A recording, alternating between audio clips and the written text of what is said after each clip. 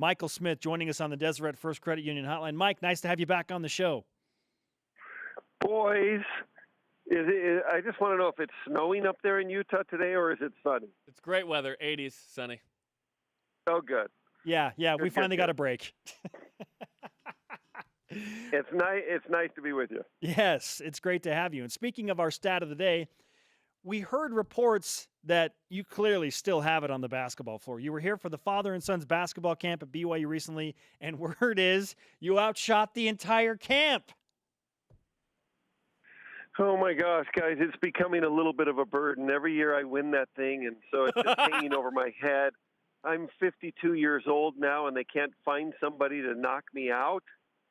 Someone needs. I'm actually teasing, but it's so much fun. That camp is just a blast. They have these, 15 stations you weave through the course of 3 days, like, Friday, Saturday, Monday, and Sunday we spent the day up at Salt Lake. That's always awesome. We had Jimmer speak at the fireside.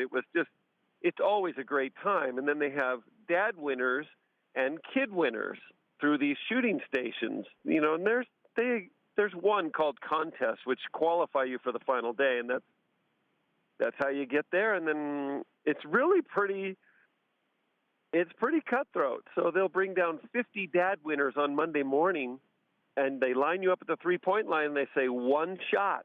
One shot? You make it one shot. You make it, you're in. You miss, you're out. And so you line up at the 3-point line, and there's a huge line. And seriously, I turned to the guys around me, and so I'm one of the 50 dad winners who qualifies. And, so all the guys next to me are 30-year-old dads, and some of them former BYU players. And I said, listen, I don't know about you guys, but I don't know if I can make the first one because I've been sitting in the stands. I'm not warmed up. I haven't taken a shot today. I said, but if I make the first one, you guys are in trouble. And fortunately, I made the first one and then was able to keep making them. So it's amazing how, you got 1,200 guys in the Smith Fieldhouse screaming at you. It's actually kind of fun. Shooting is like riding a bike, man. It's awesome.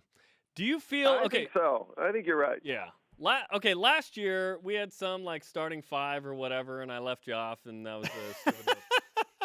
We produced in the spirit of the Warriors super team, the BYU super team, the best starting five ever. We put you at the 3, okay? I don't know if we have Jimmer, Danny Ainge, you, Kresman Chosic, Sean Bradley. We put you at the 3 because we need rebounds and we need some 3-point shooting if Jimmer and Danny ever pass the ball. Is there some level of vindication being in this super team now this year? Well, yes, vindication, yes. And so you finally came to your senses. Yes, Jerome, come on. But I'm still a little bit offended by the fact that I only qualify now in the heart or in the spirit of, Durant, and Nowitzki and these guys who now shoot threes, back in the old day. And we even go back as far as last year. I don't make your team. But you made my team, Mike. I'm worried. I'm worried a little bit because not only did Danny shoot it a lot, and by the way, he's the best BYU basketball player ever. Amen. And we know Jimmer shoots it a lot. I, although a very capable passer, I shot it every time I touched it.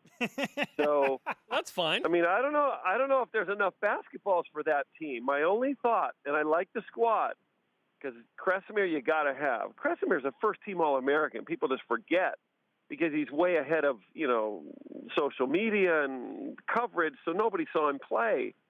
But you got to have Danny, and Jimmer's probably the right guy. And then me at the 3, that's debatable, but I'll take it. But at the 4, I don't know. You have Sean Bradley kind of there as that other guy. As much as I love Sean, let's not forget about a guy like Fred Roberts who played 16 years in the NBA and never once had a guaranteed contract. That guy could play, again, before his day. And my other thought is the guy who truly inspired me, 2 BYU players truly inspired me. One was Danny. So Danny's 6 years older than I am, so you can imagine when Danny's making his historic shot against Notre Dame, I'm a high school junior or sophomore listening on the radio in California. The KSL call was so strong that I could get it in my house on the radio. It wasn't on TV. And just jumping up and down when they beat Notre Dame to go to the Final Eight. He was one guy. It's just like, I got to be like him. And then the other guy, when I show up as a freshman, is a return missionary, Devin Durant, who was basically led the nation in scoring for most of my freshman year. And he was a true inspiration to me in more ways than one. But basketball, he was a genius.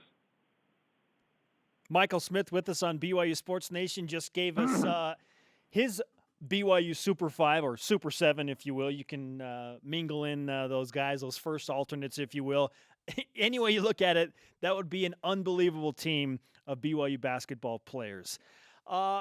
When you look at what's happening right now for BYU basketball, specifically Eric Mika, he's a 6'10" guy, probably 6'9", trying to make his way into the NBA.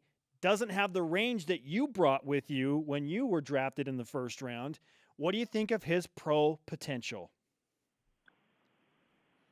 Well, size-wise, like height and combine-wise, he's a lot like me. In other words, he's tall, he's short arms.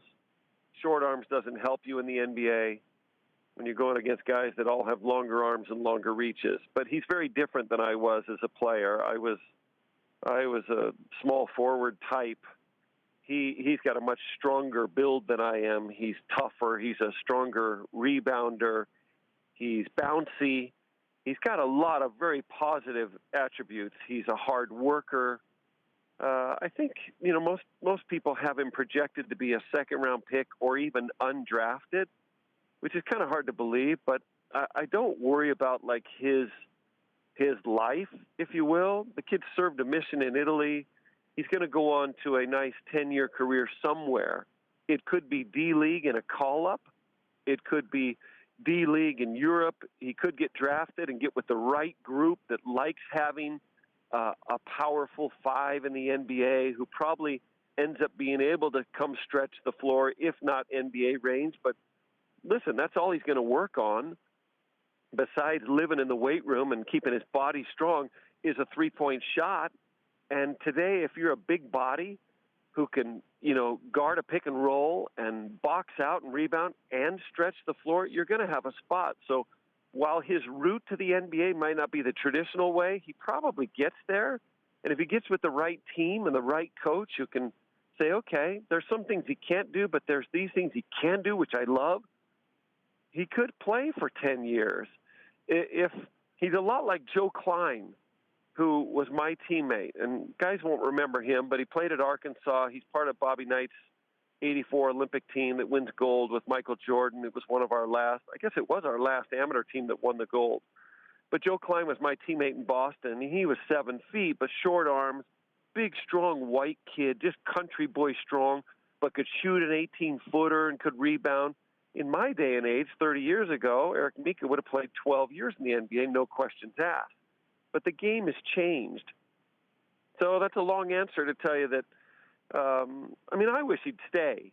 But that's me. I played all 4 years. I probably should have gone pro after my junior year, and I stayed because my mom wanted me to get a degree and finish something I started, and so I kind of honored her and chose to do that. But I wish he'd stay one more year and give to the program. That's kind of how I was wired, like, let's build this program. But you can't blame him for thinking he's got a shot and wanting to go do it. And listen, at the worst, if he ends up in Italy and plays 10 years in Italy and gets a great start financially on life, there's nothing wrong with that either.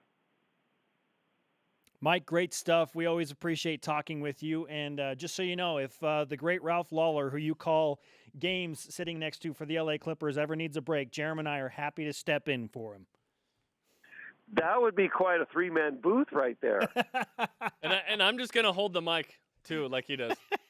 Listen, we could have some fun. We should at least put it out there to see if we could do it on, when the Clippers play the Jazz or something and get that game man. kind of streamed into fans in Utah. Let's go, I'll tell Mike. Ralph. Yes. Ralph hates going to Utah anyway because he has to buy a liquor license for the night to go have his fun.